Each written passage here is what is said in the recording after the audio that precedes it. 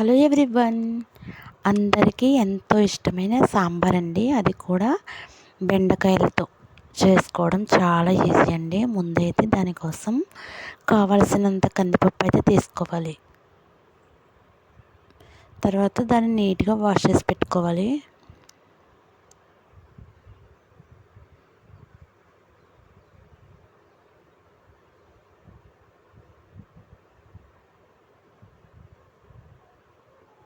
తర్వాత ఒక వంతు కందిపప్పుకి 2 వంతుల వాటర్ అయితే వేసి కుక్కర్లో అయితే పెట్టేసుకోవాలి.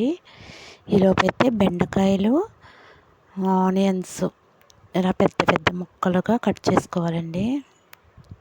ఒక 2 టమాటాలు, 2 పచ్చిమిర్చి కూడా కట్ చేసి పెట్టుకోవాలి. ఈలోపైతే కందిపప్పు బాగా ఉడికిపోయింది. తర్వాత దీని అయితే మిక్సీ అయితే వేసుకోవాలి. ఎందుకంటే ఇది మెత్తగా ఉంటేనే టేస్ట్ బాగుంటుందండి. కందిపప్పు చాలా మెత్తగా అయిపోవాలి. తర్వాత ఈ వెజిటేబుల్స్, ఈ బెండకాయలు అవి ఉన్నాయి కదా, అవి కుక్కర్లో పెట్టి ఒక్క విజిల్ మాత్రమే ఉడికించుకోవాలి.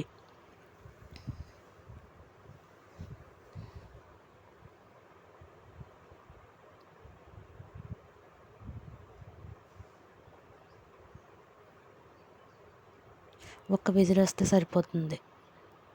ఈలోపు అయితే దీన్ని మెత్తగా గ్రైండ్ చేయాలి. తర్వాత ఒక్క విజిల్ వచ్చేసిందండి. చల్లారిపోయిన తర్వాత మూత తీసి చూస్తే బాగా ఉడికిపోతుంది. మొత్తం ఒకసారి అయితే కలుపుకొని దాంట్లో గ్రైండ్ చేసుకున్న కందిపప్పు అందులో వేసేయాలి.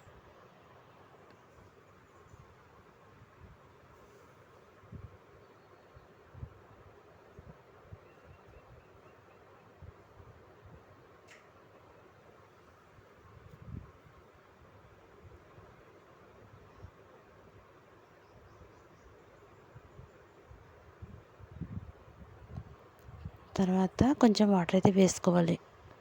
కొంచెం పలచగా ఉంటేనే బాగుంటుందండి సాంబారి, కాబట్టి వాటర్ కొంచెం ఎక్కువ వేసుకోవాలి. నేనైతే ఒక 4 గ్లాసుల వాటర్ అయితే వేసుకున్నాను. తర్వాత మొత్తం ఒకసారి తిప్పుకోవాలి. తిప్పిన తర్వాత దాంట్లో కావలసినవి పసుపు, కారం, ఉప్పు అవి కూడా వేసుకోవాలి.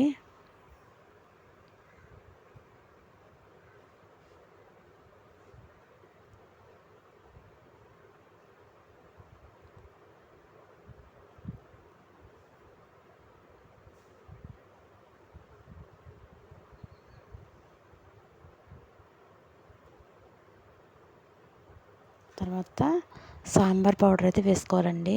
మెయిన్ ఇంగ్రీడియంట్ ఇదే. ఒకసారి అయితే కలుపుకోవాలి.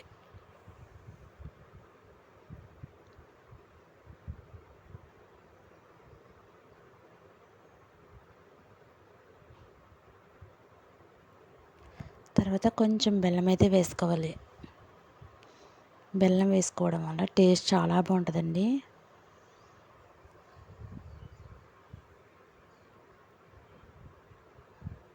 తర్వాత కావలసినంత చింతపండు అయితే వేసుకోవాలి. ఒక 4 కాళ్ళు చింతపండు అయితే వేసుకున్నాను. రసం బాగా తీసుకుని ఆ రసం మాత్రం వేసుకోవాలి అందులో.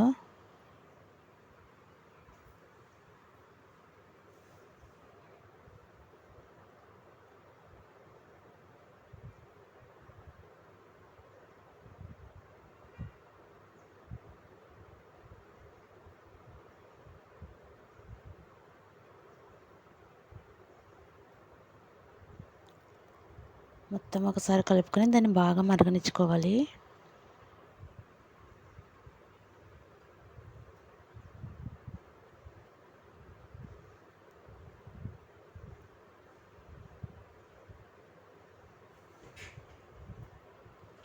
అది మరిగేలోపు తాలింపులకు కావాల్సినవి రెడీ చేసి పెట్టుకోవాలి. ఎంత మరిగితే అంత బాగుంటుందండి టేస్ట్ అయితే. మరుగుతున్న తర్వాత అది పక్కన పెట్టేసుకొని తర్వాత తాలింపులన్నీ వేయించుకోవాలి. నేనైతే శనగపప్పు, మెంతులు, ఎండుమిర్చి, జీలకర్ర వేసుకున్నాను. తర్వాత కరివేపాకు అయితే వేసుకోవాలి.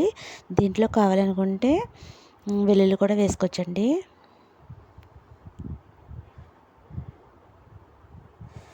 తర్వాత కావాల్సినంత కొత్తిమీర, కరివేపాకు కూడా వేసుకుని తాలింపు వేసుకోవడమే దాంట్లో. ఆ సాంబార్లోకి దాంట్లో ట్రాన్స్ఫర్ చేయడమే తాలింపుని. అంతేనండి, రెడీ అయిపోయింది. వేడి వేడిగా ఈ బెండకాయలతో సాంబార్ టేస్ట్ అయితే అస్సలు చెప్పనవసరం లేదండి. చాలా అంటే చాలా బాగుంటుంది. ఒక వీడియో వస్తే లైక్ చేసి సబ్స్క్రైబ్ అయితే చేసుకోండి. బాయ్ అండి, థ్యాంక్ యూ. ఇంకొక మంచి రెసిపీతో మేము ముందుకు వస్తాను. Bye bye.